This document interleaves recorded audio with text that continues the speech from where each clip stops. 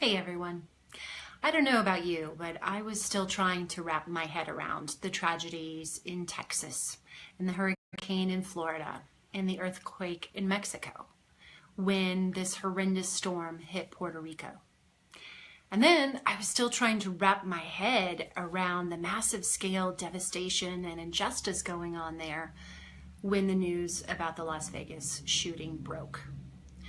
So it's been a crap week.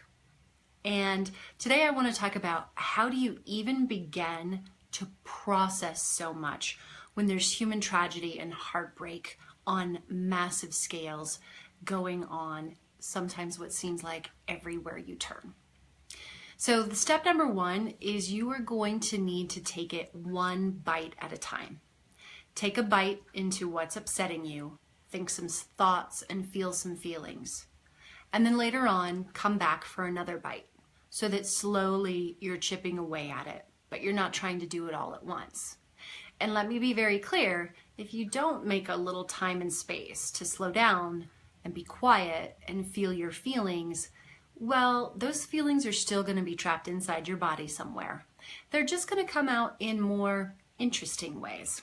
So maybe your anxiety over another mass shooting is going to come out when you drown it in a bottle of Chardonnay.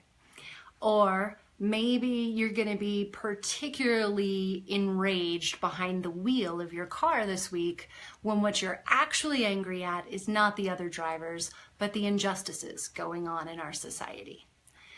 Feelings have a really interesting way of coming out when we try to suppress or ignore them. So try not to do that. Tip number two, do not gorge on the news.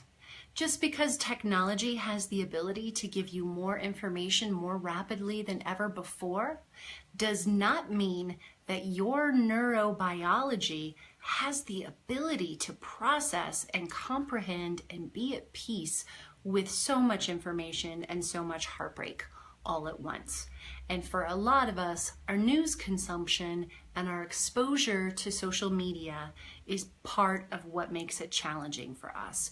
So be the boss of how much news you have, and you might want to do a bit of an audit on your relationship with the news. Try scaling back and see how you feel.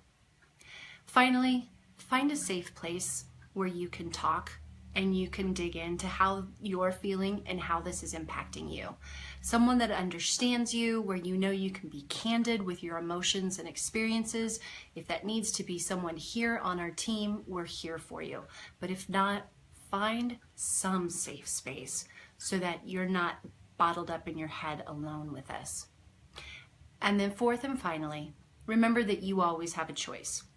You can become apathetic. That's going to feel like crap in your body.